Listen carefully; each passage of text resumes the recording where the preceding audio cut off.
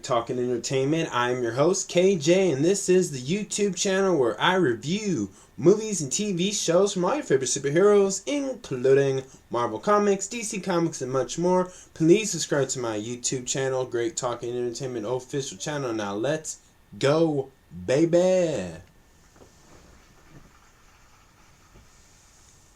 Welcome back to the YouTube channel, everyone. My name is KJ and I'm the host, and this is my spoiler review for episode 3 of the new Disney Plus series by Marvel Animation, Your Friendly Neighborhood Spider-Man. And again, this is the episode 3 spoiler review. If you have not seen this show yet, pause this. But before you go and watch this amazing, awesome animations film or show by Marvel, hit the thumbs up button for me, because this would help my YouTube channel out so much and help me grow, get more viewers, more subscribers. Just you hitting that thumbs up button will do so much for me. So thank you if you have, and I appreciate it.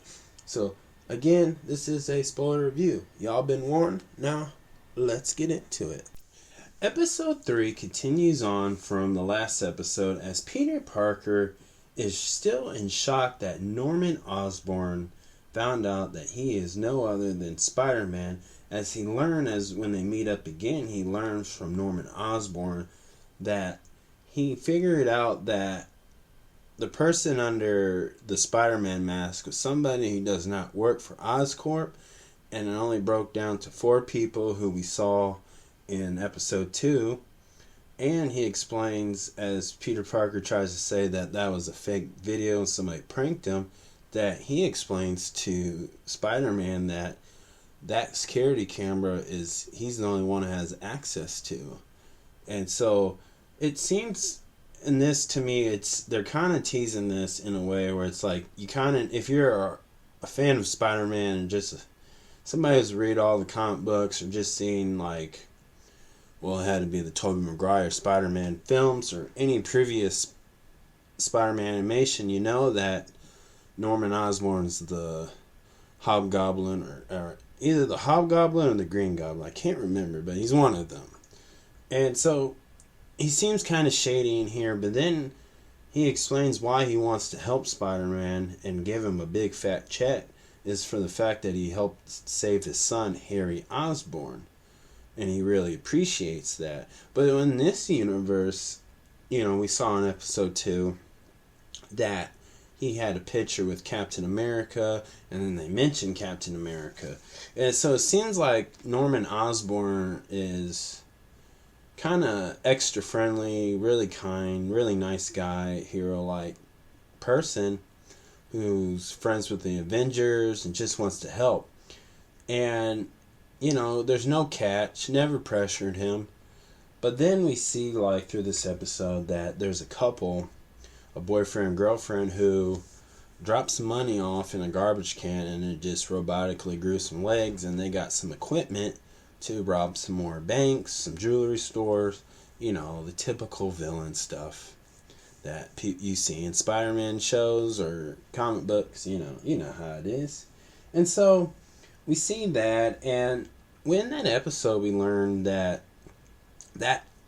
armor tech, or gear I should say, armor gear, or tech gear, sorry, I'm figuring out, I would say tech gear, that's the word I'm going to use, tech gear, that was from the last villain from episode 2, I believe, where he was burning down a house, but he got the wrong building. And so either Norman Osborn is the one who did it, or he knows somebody to do it. But whatever it is, this episode kind of gives you the hint that you can trust him, but you really shouldn't trust him. And throughout this episode, too, we see things that a really good plot story between Lonnie and Peter Parker, aka Spider-Man, that these are like the 2 white knights. And we see one go the righteous way, and we see the one go the dark way, the evil pathway. The villain origin story of Lonnie. As we see, because they both struggle with family problems.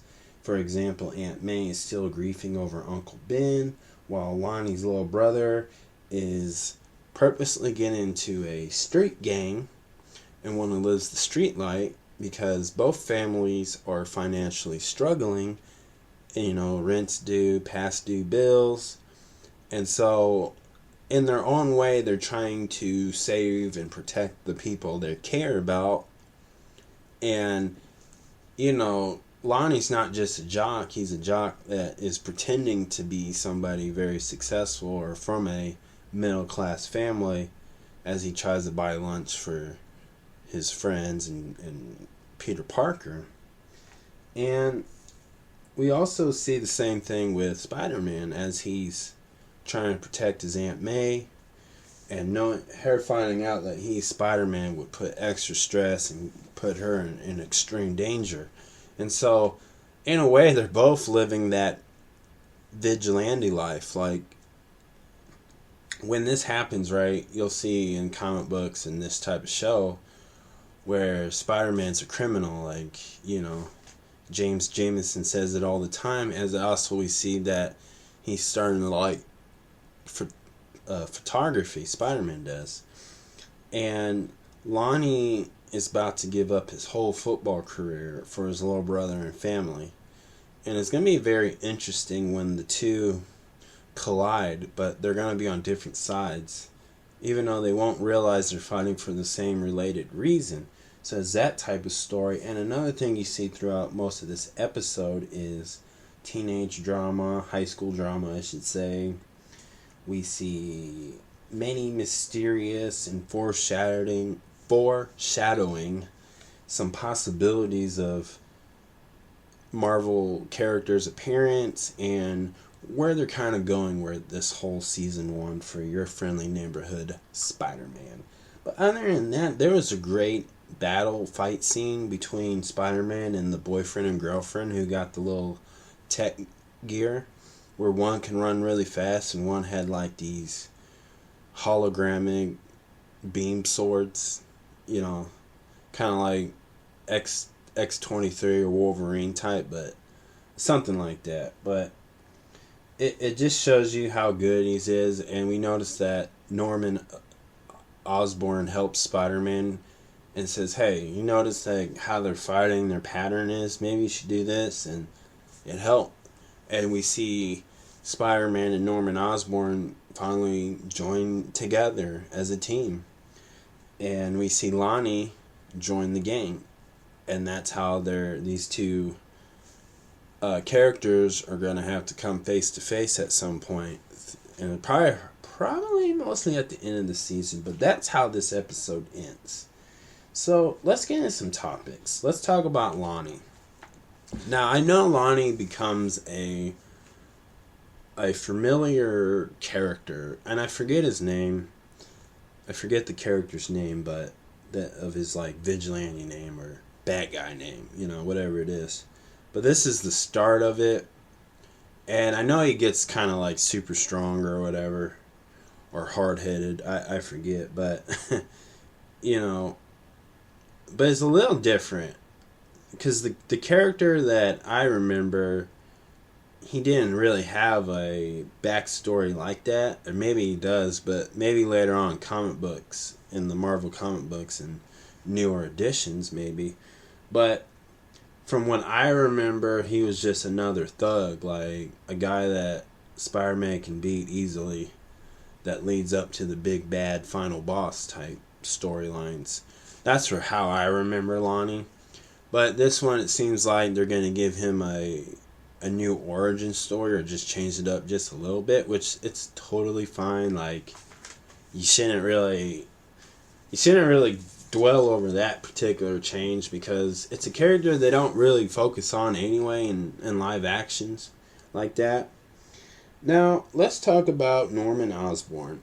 Now, I 100% believe he's still the main villain, and I believe he set Spider-Man up. Like, he purposely sold that tech gear to the two couples. Well, the boyfriend and girlfriend and the guy from episode 2.